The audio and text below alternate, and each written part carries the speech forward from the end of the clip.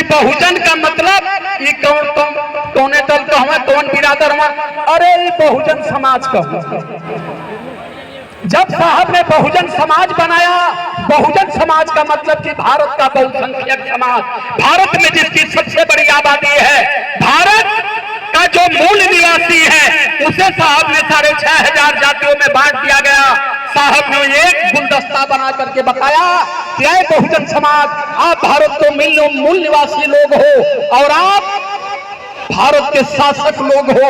जातियों में, धर्मों में, बिरादरी में बांट करके आपको सत्ता और शासन से दूर करके जो गांव का प्रधान नहीं बन सकता, उसकी आबादी भारत में 10% है।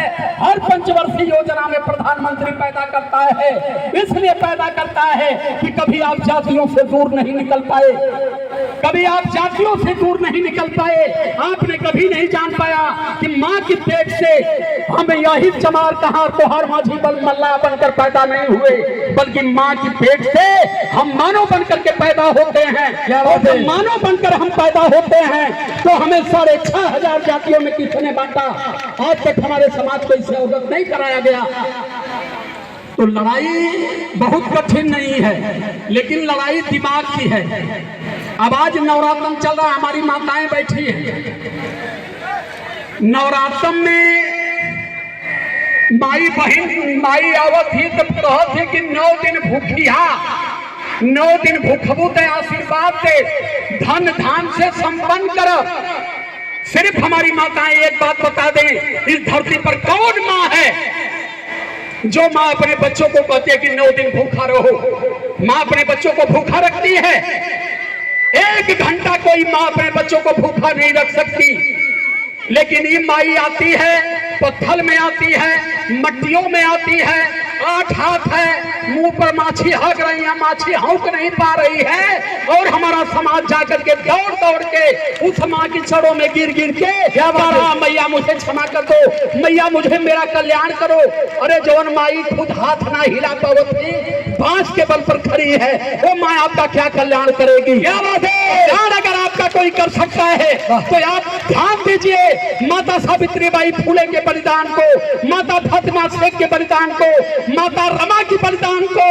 4 बच्चों की बलि चढ़ा दिया, लेकिन बाबा साहब अम्बेडकर को कभी उन्होंने कमजोर नहीं होने दिया।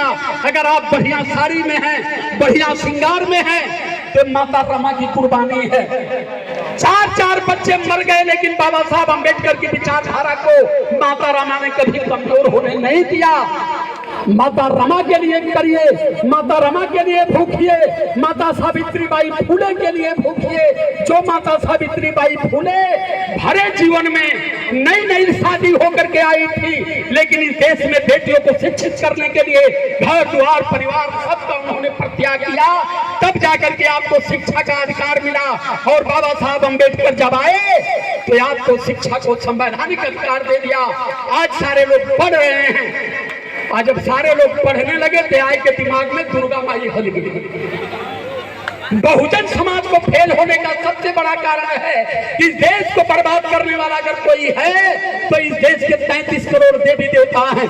बाबा साहब अम्बेडकर को अगर आप मानते हो, बाबा साहब अम्बेडकर को जानते हो, माननीय कांसी राम साहब की विचारधारा को अगर फॉलो करना चाहते हो, तो पहले देवी देवताओं से दूरी बनाना पड़ेगा, अन्यथा अपने हक और अधिकार की लड़ाई नहीं लड़ पाएंगे आप। क्योंकि इस देश के देवी देवताओं ने हमारे जीवन को कमजोर कर दिया, हमारे लोगों को कमजोर कर दिया। गोबर में, गौमूत्र में, पत्थर में हमारे भविष्य को उन्होंने ला करके ठोक दिया। बाबा साहब अम्बेडकर 14 अक्टूबर 56 को जब देश को थम दिया, तो उसी समय बाबा साहब अम्बेडकर कहे थे कि ऐ मेरे बहुजन समाज के लोगों, ऐ मेरे भारत के मूल निवासी समाज के लोगों, जीवन में 3 काम कर लेना। अगर आपने जीवन में 3 काम कर लिया तो आप भारत के शासक बनोगे।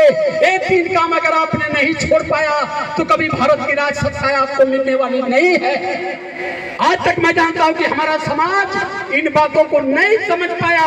जय भीम, तेरा मिशन करेंगे पूरा, इससे नहीं होगा पूरा।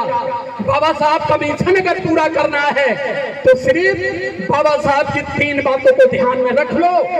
बाबा साहब कहते थे कि ऐ मेरे भारत के मूल निवासी समाज के लोगों, 6,500 जातियों में बांट दिया गया, देवी देवताओं को आपके दिमाग में ठेल दिया गया।